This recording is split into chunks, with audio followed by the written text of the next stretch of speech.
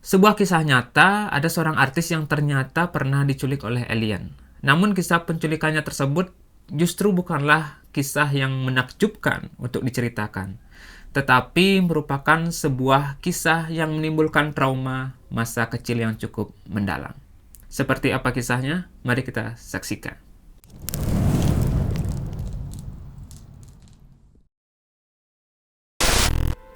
Dikisahkan di sebuah kota kecil di Pocatello, Idaho, Amerika Serikat, ada sebuah keluarga yang hidupnya sangat harmonis yang bernama keluarga Bruberg. Bruberg atau dipanggil Bob adalah seorang ayah yang bekerja sebagai seorang bisnismen dan mempunyai sebuah toko bunga. Istrinya bernama Mary Ann yang bekerja sebagai ibu rumah tangga. Mereka mempunyai 3 anak perempuan yang bernama Jane, Karen, dan Susan. Keluarga ini merupakan keluarga yang religius karena mereka aktif dalam beribadah dan ikut dalam sebuah komunitas Kristen di gereja The Church of Jesus Christ of Latter-day Saints atau disingkat LDS. Banyak orang di sekitar komunitas tempat keluarga ini tinggal menjadi jemaat di gereja tersebut. Oleh sebab itu, di kota kecil ini, hubungan antara tetangga terjalin cukup harmonis karena dilandaskan oleh dasar-dasar norma keagamaan, sehingga minim sekali terjadi perselisihan. Pada tahun 1972, keluarga Bruberg bertemu dengan seorang pria bernama Robert Berchtold ketika mereka datang beribadah di gereja. Ketika mereka berkenalan, ternyata mereka memiliki banyak kesamaan, yaitu nama depan yang sama, yaitu Bob. Selain itu, mereka juga sama-sama berprofesi sebagai seorang bisnismen. Bruberg berjualan bunga, sedangkan Berchtold berjualan furniture. Robert Berchtold mempunyai istri bernama Gail, dan mereka mempunyai 5 orang anak. Dan anak-anak Robert seumuran dengan anak-anak Bruberg, sehingga kedua keluarga ini kemudian memiliki hubungan yang cukup akrab. Keluarga Berchtold merupakan keluarga baru yang tinggal di lingkungan Pocatello, dan mayoritas keluarga yang tinggal di sana pasti beribadah di gereja yang sama. Maka dari itu keluarga Berchtold dan Bruberg dapat saling berjumpa dan berkenalan. Keluarga Berchtold terlihat sangat harmonis. Ia merupakan seorang pria yang berintelektual dan karismatik. Maka tidak heran jika Berchtold gampang sekali dekat dengan orang-orang di sekitarnya, khususnya keluarga Bruberg. Awal perkenalan mereka di gereja perlahan tumbuh menjadi sebuah persahabatan. Kedua keluarga ini sering kali melakukan aktivitas bersama seperti barbekyuan, ngobrol, dan saling berkunjung ke rumah masing-masing. Kedekatan Berchtold tidak hanya dengan Bruberg saja, tetapi juga dengan anak sulungnya yaitu Jane Bruberg, seorang gadis berusia 12 tahun. Bahkan saking dekatnya, Jane sudah menganggap Berchtold sebagai sahabat sekaligus ayah, dan mereka seringkali menghabiskan waktu bersama dan juga foto bersama. Selain itu, Jane juga sering menginap di rumah Bapak Berchtold, begitu juga sebaliknya. Bahkan si Jane punya panggilan kesayangan terhadap Berchtold. Ia memanggilnya dengan sebutan B. Kedekatan Berchtold alias B dengan si Jane awalnya terlihat biasa-biasa saja. Tetapi lama-kelamaan ada yang tidak lazim dengan kedekatan mereka berdua. B seringkali mengambil foto Jane dengan pose-pose yang sesungguhnya tidak lazim. Bahkan ketika Jane menginap di rumah B, saat ia bangun, ia melihat pakaian bagian bawahnya itu terbuka. Orang tua Jane awalnya merasa risih terhadap kedekatan anaknya dengan si B. Tetapi B berdalih dengan mengatakan kepada mereka bahwa ia memiliki sebuah gangguan psikologis, yaitu trauma dilecehkan oleh bibinya di masa ia kecil. B mengatakan bahwa psikolog menyarankannya untuk melakukan sebuah terapi dengan cara sering berada dekat dengan anak-anak dan bermain dengan anak-anak. Dengan caranya yang persuasif, ia mengatakan bahwa ia harus menginap di rumah keluarga Bruberg dan meminta untuk tidur di kamar Jane dan Susan. Celakanya, Mary Ann dan Bruberg, orang tua Jane, justru memperbolehkannya. Mereka sama sekali tidak berpikir bahwa B memiliki maksud jahat di balik itu semua. Singkat cerita, orang tua dari Jane juga memperbolehkan anaknya, yaitu si Jane, untuk pergi berdua dengan si B. Disinilah asal-muasal malapetaka tersebut terjadi. Jika seandainya kejadian tersebut terjadi di masa sekarang, mungkin orang tua dari Jane sudah mencurigai si B sebagai seorang pedofil. Namun pada masa itu, pengetahuan tentang pedofilia memang masih sangat jarang, dan informasi psikologis tersebut tidak diketahui oleh masyarakat. Berbeda dengan sekarang, bahwa orang-orang sudah mengetahui informasi tentang penyimpangan seksual tersebut. Sejak awal memang kedekatan B terhadap Jane memang bukan merupakan sebuah relasi yang terjadi seperti relasi antara orang tua dan anak, melainkan relasi mereka itu seperti relasi sepasang kekasih. Bahkan B memiliki ketertarikan seksual terhadap Jane. Seperti halnya seorang predator seksual yang bisa melakukan apa saja demi memuluskan rencananya untuk memangsa si korban, begitu juga B memiliki rencana yang sangat licik dan jahat agar bisa mendapatkan si Jane. Rencana tersebut adalah merusak rumah tangga orang tua Jane, karena orang tua Jane dianggap sebagai penghalang bagi B untuk bisa bersama dengan Jane. Untuk merusak pernikahan atau rumah tangga mereka, B berencana untuk menjadi selingkuhan dari Mary Ann, yaitu ibu dari Jane. Ia melancarkan aksinya dengan cara sering menelpon, memberikan pujian, mengajak jalan, dan memberikan perhatian yang lebih dari yang Mary Ann dapatkan dari suaminya.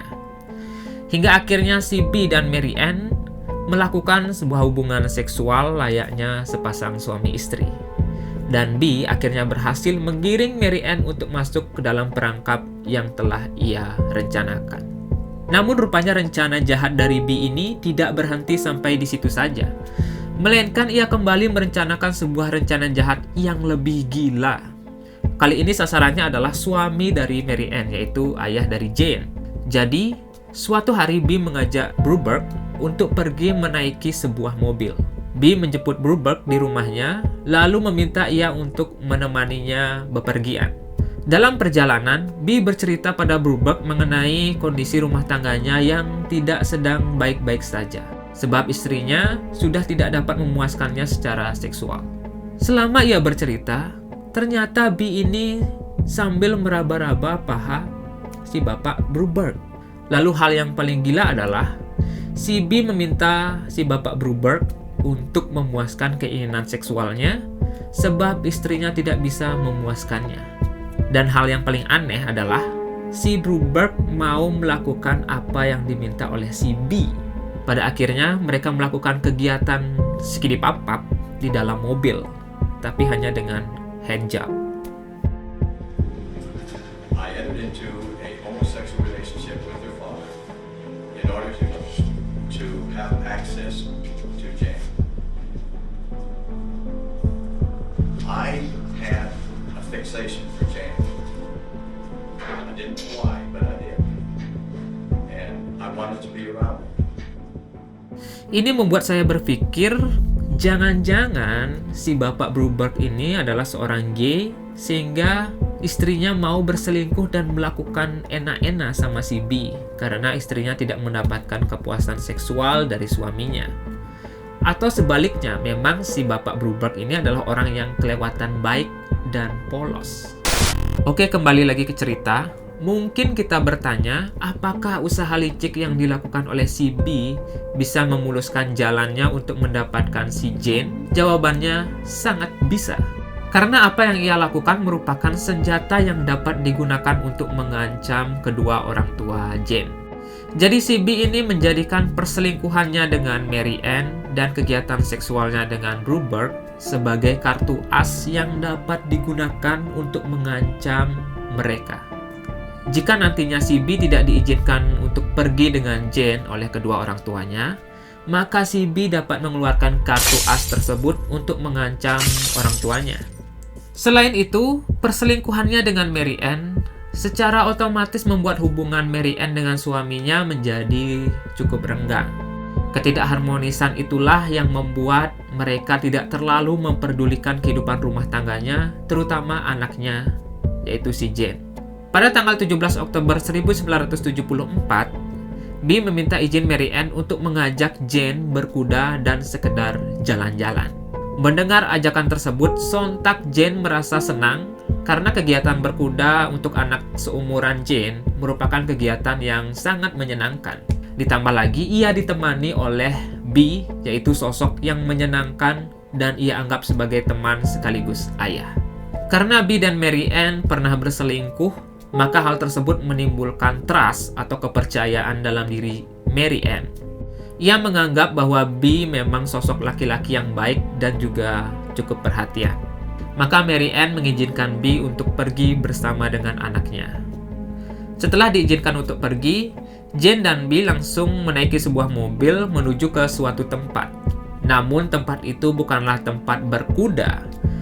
Dari sinilah permulaan kejadian mengerikan menimpa si Jane.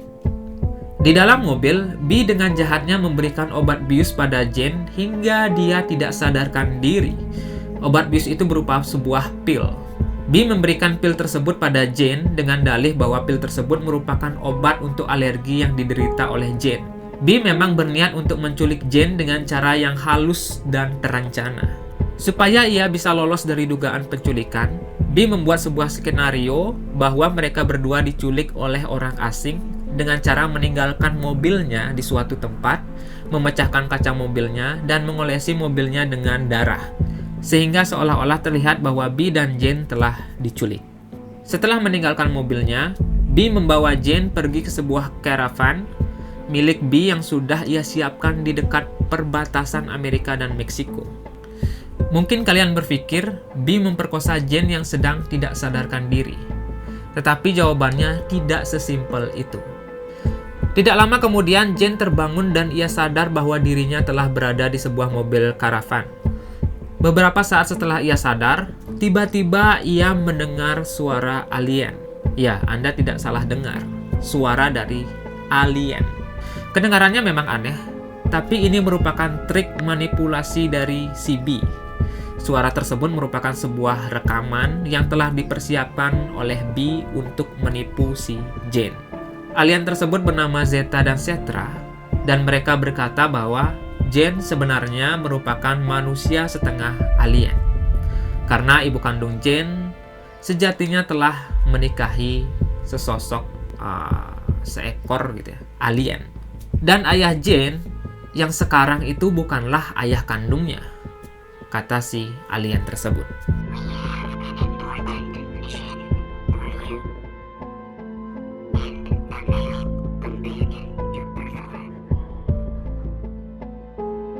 Pada masa itu cerita tentang alien memang sedang booming dan viral untuk diperbincangkan oleh banyak orang. Dan sebagian besar orang percaya bahwa kisah-kisah alien memang benar adanya. Oleh sebab itu, ketika Jane yang berusia 12 tahun mendengar suara tersebut, ia seketika langsung percaya begitu saja. Alien tersebut seolah berbicara dengan Jane dan memerintahkan Jane untuk menjalankan sebuah misi rahasia. Dalam misi tersebut, Jane harus menikah dan menghasilkan keturunan atau seorang anak dengan seorang pria yang berada di depan karavan. Dan misi itu harus dilakukan sebelum Jane berusia 16 tahun. Jika Jane tidak berhasil melakukan misi tersebut, maka konsekuensinya umat manusia akan menghilang. Begitu juga dengan keluarganya. Dalam menjalankan misi tersebut, Jane tidak boleh terlalu dekat dengan ayahnya dan juga laki-laki lainnya.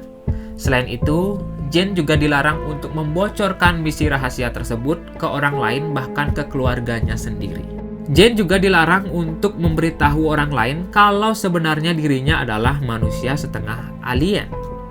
Jika dirinya gagal dalam menuntaskan misi tersebut, maka ia akan menghilang dan misi tersebut akan digantikan oleh adiknya. Bagi anak usia 12 tahun pada masa itu, tentu ia belum mampu membedakan antara fakta dan fiksi, yang mana yang hoax, yang mana yang sebenarnya teori konspirasi. Ditambah lagi pada masa itu teknologi belum semaju sekarang, sehingga bukanlah hal yang aneh jika Jen mempercayai begitu saja isi dari rekaman suara tersebut. Sejak saat itu, Jen merasa bahwa dirinya itu seperti layaknya superhero. Dan nasib orang-orang di bumi itu bergantung pada dirinya. Cuma ya gitu, rada aneh. Sebab nggak ada superhero yang menyelamatkan bumi dengan cara buat anak. Setelah mendengar perkataan alien tersebut, Jen kemudian melangkahkan kakinya ke depan karavan sesuai dengan instruksi dari si alien. Dan ternyata dia menemukan Bee di depan karavan itu dalam keadaan yang tidak sadarkan diri dengan beberapa luka di tubuhnya. Tentu saja Bee hanya berakting alias berpura-pura pingsan untuk melancarkan rencana penipuan bagi si Jen. Melihat sosok Bee seorang diri di sana, maka Jen langsung berpikir bahwa dialah jodoh atau sosok pendamping hidupnya seperti yang dikatakan oleh alien.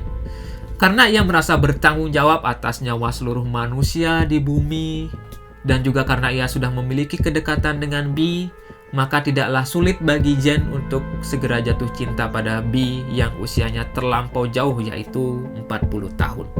Tanpa pikir panjang, Jen segera membangunkan si Bee dan akhirnya Jen melaksanakan misinya pada saat itu dan di tempat itu juga bersama dengan si Bee. Ya, seperti yang kalian pikirkan, si Jen dan si Bee melakukan kegiatan skidipap-pap. Namun misinya tersebut belum sepenuhnya selesai dan belum dikatakan berhasil. Karena pada misi itu, Jen haruslah mempunyai seorang anak. Manipulasi yang dilakukan si Bee membuat saya bertanya-tanya, apakah persetubuhan yang dilakukan mereka berdua ini termasuk sebuah pemerkosaan? Sebab Jen bersedia melakukan hubungan intim dengan sukarela tanpa adanya paksaan. Gimana menurut kalian? Setelah berhasil memuaskan nafsu birahi dan melaksanakan misinya, sang manipulator alias Bapak Bee tidak berhenti sampai di situ saja. Bee lalu dengan nekatnya membawa Jen pergi ke Meksiko untuk melangsungkan sebuah pernikahan. Bee melangsungkan pernikahan di Meksiko dengan si Jen karena di Meksiko itu anak usia 12 tahun sudah bisa menikah dengan legal. Oleh sebab itulah Bee memutuskan untuk membawa Jen ke Meksiko agar ia terhindar dari tuduhan pelecehan terhadap anak di bawah umur dan agar ia dapat menikahi Jen dengan sah dan legal. Sementara itu di sisi lain orang tua Jen telah melaporkan kehilangan anaknya itu ke polisi.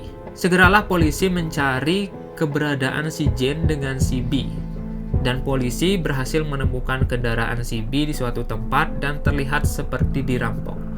Namun polisi cukup curiga bahwa kondisi kendaraan si Bee itu seperti halnya sebuah rekayasa. Sampai di sini kita bisa membayangkan kalau rencana si Bee untuk mendapatkan Jen memang terlihat sangat sempurna sampai ia bisa menikahi si Jen.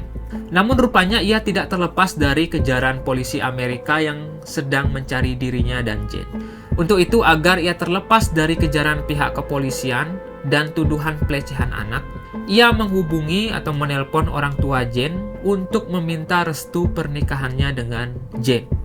Karena ketika ia mendapatkan restu dari orang tua Jen, maka sepenuhnya ia bisa bebas dari semua tuduhan kriminal seperti penculikan dan pelecehan seksual terhadap si Jen. Tinggal selangkah lagi, semua rencana Bee akan benar-benar berhasil dengan sempurna. Namun ternyata orang tua Jen menolak untuk merestui pernikahan Bee dengan anaknya. Orang tua Jen lalu melaporkan Bee ke polisi sehingga FBI lalu memburu dan menangkap Bee di Meksiko. Orang tua Jen juga ikut pergi ke Meksiko untuk menjemput dan membawa pulang anaknya tersebut. Namun di tengah perjalanan pulang, orang tua Jen merasakan bahwa sifat anaknya sangat berbeda, tidak seperti Jen yang mereka kenal. Jen menjadi anak yang tertutup pada orang tuanya dan ia cenderung untuk menjaga jarak alias tidak mau dekat dengan ayahnya sendiri. Bahkan Jen sampai tidak ingin berbicara dengan ayah kandungnya. Sontak perilaku Jen yang berubah 360 derajat ini membuat galau orang tuanya. Menurut saya, bisa jadi perubahan perilaku Jen ini dipengaruhi oleh kepercayaannya terhadap misi dari alien yang ia emban. Karena pada misi tersebut, dia dilarang untuk membocorkan rahasia tentang alien dan juga dilarang untuk terlalu dekat dengan laki-laki dan juga ayahnya sendiri. Manipulasi yang dilakukan oleh B begitu melekat dalam diri Jane. Bahkan ketika ia berada di pesawat saat perjalanan pulang dari Meksiko, Jane bersikeras mengatakan kepada kedua orang tuanya bahwa B tidaklah menculiknya dan ia sangat mencintai si B. Apakah perbuatan yang dilakukan Robert Berchtold alias B telah berakhir sampai di sini? Ternyata tidak. B dengan akal liciknya telah menyiapkan plan B alias rencana cadangan. Sementara B ditahan oleh pihak kepolisian, pada saat yang bersamaan istri dari B menghubungi keluarga Bruberg, yaitu orang tua dari si Jane. Ia memberikan pesan bahwa suaminya meminta mereka untuk menarik tuntutan penculikan yang telah mereka layangkan terhadap si B. Jika tidak, maka B akan membocorkan aib tentang hubungan gelapnya dengan Mary Ann dan rahasia tentang aktivitas seksualnya dengan Bruberg. Sebagai seorang Kristen yang taat, tentu saja pada masa itu perselingkuhan dan homoseksual merupakan penyimpangan seksual yang dilarang oleh gereja. Tentu jika rahasia atau aib tersebut bocor ke publik, maka keluarga tersebut akan mendapatkan stereotip buruk oleh masyarakat dan komunitas kecil yang ada di Pocatello. Mendengar isi pesan yang ternyata berupa sebuah ancaman, orang tua Jane dengan sangat mengejutkan akhirnya memutuskan untuk menarik tuntutan penculikan terhadap si B. Wow! Ternyata orang tua Jane lebih memilih untuk menyelamatkan nama baik mereka sendiri daripada menyelamatkan anak mereka. Dampaknya, Robert Berchtold alias B akhirnya dapat bebas dari tahanan FBI dan lepas dari segala tuntutan penculikan terhadap Jane. Tentu saja FBI sangat menyesali keputusan orang tua Jane yang mencabut tuntutannya terhadap B, karena menurut mereka, si B ini bisa saja akan kembali menculik si Jane di kemudian hari. Sampai di sini kita bisa berpikir bahwa si B ini merupakan seorang manipulator yang sangat ulung ya. Jadi dia punya rencana yang cukup matang dan dia punya plan B atau rencana cadangan yang bisa ia gunakan supaya ia terbebas dari segala tuntutan-tuntutan. Singkat cerita, ternyata dugaan dari FBI menjadi sebuah kenyataan. Setelah ditahan selama 10 hari di penjara, akhirnya B bebas dan kembali melanjutkan rencana jahatnya untuk menculik Jane. Namun tentu saja kali ini B melakukannya dengan cukup hati-hati. Meskipun kehidupan Jane sudah kembali seperti biasanya layaknya anak-anak, yaitu pergi sekolah dan melakukan aktivitas lainnya, tetapi Jane masih tetap berupaya untuk melanjutkan misi aliennya. Untuk itu Jane dan B tetap saling berkomunikasi melalui surat yang isinya kata-kata cinta. Melalui surat tersebutlah B mengajak Jane untuk ketemuan dan melakukan hubungan layaknya suami istri. Selayaknya anak kecil, Jane juga seringkali merengek dan marah kepada orang tuanya agar diperbolehkan pergi bersama dengan B, tetapi orang tuanya seringkali tidak mengizinkannya. Ketika B mengetahui bahwa hubungannya dengan Jane seringkali dibatasi oleh orang tuanya, B lalu membuat rencana jahat lainnya, yaitu merusak hubungan pernikahan Bruberg dan Mary Ann dengan cara mendekati Mary Ann. Karena ketika hubungan suami istri itu rusak, maka mereka akan kesulitan untuk menaruh perhatian pada anak-anaknya, terkhususnya Jane. Anehnya nih, B berhasil untuk membuat Mary Ann berselingkuh dengannya dan membuat hubungannya dengan suaminya tersebut berada di ambang perceraian. Gak habis pikir kenapa si Mary Ann bisa jatuh cinta pada si B, padahal sudah jelas dia menculik anaknya, bahkan ingin menikahi anaknya sendiri. Kalau menurut saya, si Mary Ann ini memang agak sengklek. Atau jangan-jangan si B punya suatu ajian semar mesem. Hebatnya, seorang manipulator adalah memanfaatkan orang lain demi memuluskan tujuannya. Dan jelas inilah yang dilakukan oleh si B, yang mampu memanipulasi orang tua Jane, terutama si Mary Ann ini. Pada bulan Agustus 1976, ketika malam hari, Jane tiba-tiba kabur dari rumah meninggalkan keluarganya. Dan ia menulis sebuah surat yang ditinggalkannya di rumah. Dalam surat tersebut, Jane mengatakan bahwa ia hanya ingin hidup sendiri. Dengan segera orang tua Jane lalu melaporkan kehilangan anaknya tersebut ke polisi. Kemudian FBI menyelidiki kasus tersebut dan mencurigai si B sebagai sosok yang diduga menculik Jane. Oleh sebab itu, sambil mencari keberadaan Jane, FBI juga membuntuti gerak-gerik si B. Sejak Jane kabur dari rumah, B menelpon keluarga Bruberg untuk mengatakan bahwa dia mendengar kabar kalau Jane kabur dari rumah. Dia mengaku prihatin dan khawatir pada Jane. Selain itu, ia juga bertanya apakah keluarganya memiliki kabar terbaru tentang keberadaan Jane.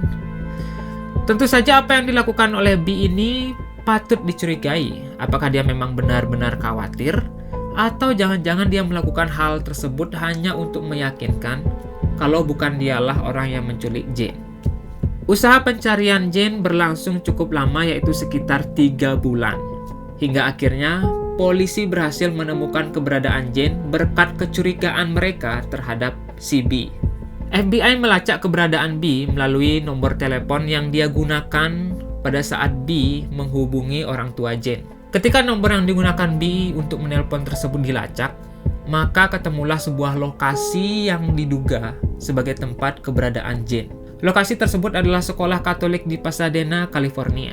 Tanpa pikir panjang, FBI langsung menuju ke lokasi sekolah tersebut dan dugaan FBI ternyata benar bahwa Jane berada di sana. B mendaftarkan Jane di sekolah tersebut dan mengatakan kepada pengurus sekolah bahwa ia adalah agen CIA yang sedang menjalankan sebuah misi. Karena misi tersebut sangat beresiko, maka ia menitipkan anaknya, yaitu Jane. B berpesan kepada pengurus sekolah untuk tidak mengatakan kepada siapapun tentang Jane, karena ada orang jahat yang sedang memburu keluarganya dan ingin mencelakai anaknya.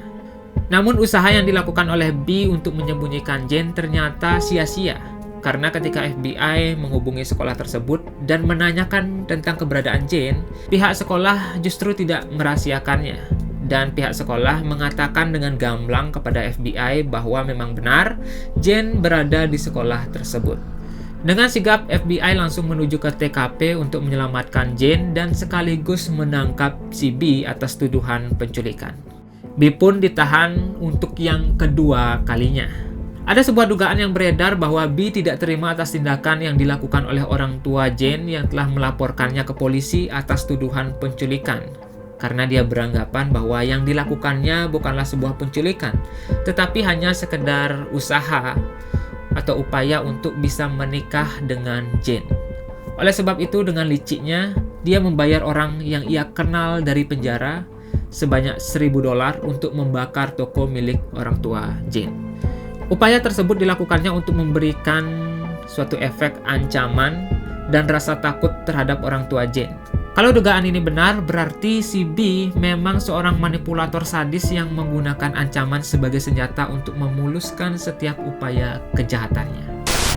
Oke, sampai di sini, apakah dengan si B di penjara untuk yang kedua kalinya, maka cerita ini berakhir sampai di sini? Ternyata tidak semudah itu. B dengan sekali lagi dengan ajaibnya, ia bisa terbebas dari penjara dengan cara menyatakan bahwa ia memiliki gangguan mental. Sehingga dia dibawa ke mental facility dan menjalani semacam terapi selama kurang lebih 6 bulan. Setelah itu ia bisa menghirup udara bebas dan melakukan aktivitasnya kembali. Sungguh merupakan suatu trik yang benar-benar ampuh. Ketika B ini keluar dari penjara, kalian pasti akan berpikir bahwa B akan kembali menculik Jane untuk yang ketiga kalinya. Tetapi ternyata tidak demikian. B dan Jane memang masih saling berkomunikasi. Tetapi kali ini intensitasnya sudah sangat jarang karena hasrat B terhadap Jane perlahan mulai berkurang. Diduga hal tersebut dikarenakan Jane sudah beranjak dewasa dan menurut si B, cewek yang dewasa sudah tidak menarik di matanya. Inilah yang menyebabkan B tidak lagi berusaha untuk menculik si Jane. Namun di balik itu, Jane masih tetap terobsesi untuk menuntaskan misi aliennya dan ia masih menaruh rasa ketertarikannya pada B.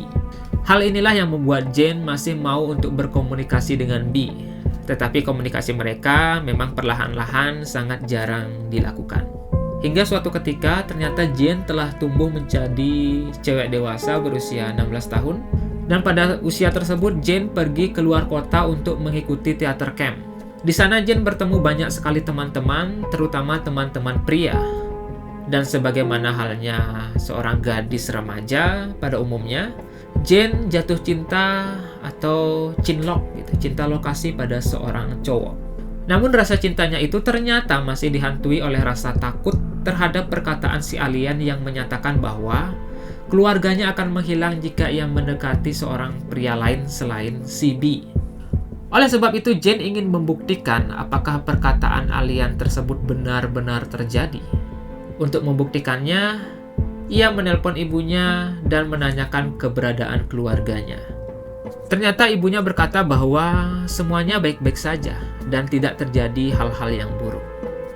Mendengar perkataan ibunya tersebut, Jane mulai curiga terhadap kebenaran tentang adanya alien yang menyuruhnya menjalani misi yang cukup aneh. Usia Jane yang cukup dewasa pada saat itu membuatnya mulai dapat berpikir dengan logis. Ia mulai sadar dan mulai curiga, jangan-jangan suara alien yang ia dengar pada saat ia berusia 12 tahun tersebut hanyalah sebuah akal-akalan B agar ia bisa berhubungan dengan dirinya. Pada akhirnya Jane yang telah dewasa jadi sadar bahwa ia telah dibohongi oleh cerita takayul tentang alien. Ia pun menceritakan tentang apa yang ia alami, termasuk kisah tentang alien tersebut, ke orang tuanya, terkhususnya ibunya sendiri. Ketika Jane mulai terbuka dan menceritakan keanehan dan perilaku manipulatif yang dilakukan B ke orang tuanya, secara perlahan hubungan keluarga itu pun kembali harmonis. Keluarga Bruberg dan Mary Ann yang sebelumnya terpecah karena ulah B, akhirnya perlahan bersatu dan pulih kembali. Jane pun perlahan berusaha untuk berdamai dengan dirinya sendiri dan berusaha untuk memulihkan psikologisnya yang sempat hancur karena ulah B. Dalam upaya pemulihan diri tersebut, Jane dan ibunya berusaha merangkai setiap kronologi tentang bagaimana mereka masuk dalam sebuah perangkap sang manipulator. Dan mereka pun menuliskan tentang kronologi tersebut dalam sebuah buku yang berjudul Stolen Innocent. Tanpa disangka, buku tersebut ternyata penjualannya cukup banyak yang membuat Jane dan keluarganya dikenal oleh banyak orang. Lalu bagaimana dengan nasib B? Jadi B yang mengetahui bahwa kisah tentang dirinya itu disebutkan dalam sebuah buku karangan Jane tersebut, merasa kesal karena ia menganggap bahwa nama baiknya dirusak oleh Jane melalui buku karangannya itu. Bahkan B menuduh cerita yang tertulis dalam buku itu adalah sebuah kebohongan. Dan ia juga mengatakan kalau buku itu hanya sebuah akal-akalan Jane dan keluarganya supaya mereka mendapatkan keuntungan berupa uang dan popularitas. Untuk membuktikan perkataannya tersebut, B akhirnya membawa tuduhannya ke pengadilan dan melawan Jane dalam sebuah persidangan. Dalam persidangan tersebut, ternyata Jane tidak datang sendiri, tetapi ia duduk bersama dengan komunitas bernama BACA, Bikers Against Child Abuse, yang hadir untuk membantu Jane dalam persidangan. Jan Broberg Felt, the speaker at a women's conference at Dixie College, protected today by BACA, Bikers Against Child Abuse.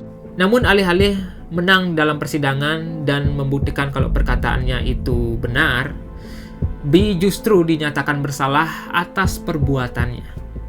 Dan untuk yang terakhir kalinya, ia pun pada akhirnya ditahan. Namun belum sempat ditahan atau dipenjara, B ternyata telah terlebih dahulu mengakhiri hidupnya sendiri dengan cara meminum obat-obatan hingga overdosis. Hingga pada akhirnya B dinyatakan meninggal. Dari cerita ini jelas kita dapat belajar tentang bagaimana seorang manipulator memberdaya korbannya. Ada beberapa tipe manipulatif yang digunakan B dalam melancarkan aksinya. Yang pertama yaitu love bombing, yaitu kasih sayang yang berlebihan terhadap seseorang dengan tujuan agar orang tersebut bergantung pada si pelaku dan menuruti kemauan si pelaku. Lalu tindakan manipulatif yang kedua adalah mengancam dan memaksa. Sudah jelas tindakan ini dilakukan B terhadap Jane dan juga kedua orang tuanya. Lalu tindakan manipulatif yang ketiga adalah berbohong. Nah, sudah jelas-jelas B menggunakan kebohongan tentang alien untuk memanipulasi Jane agar ia menuruti kemauan si B. Bagaimana menurut kalian? Jika kalian tertarik dengan channel ini dan ingin mendukung channel ini untuk berkembang, kalian bisa berdonasi melalui link di bawah ini.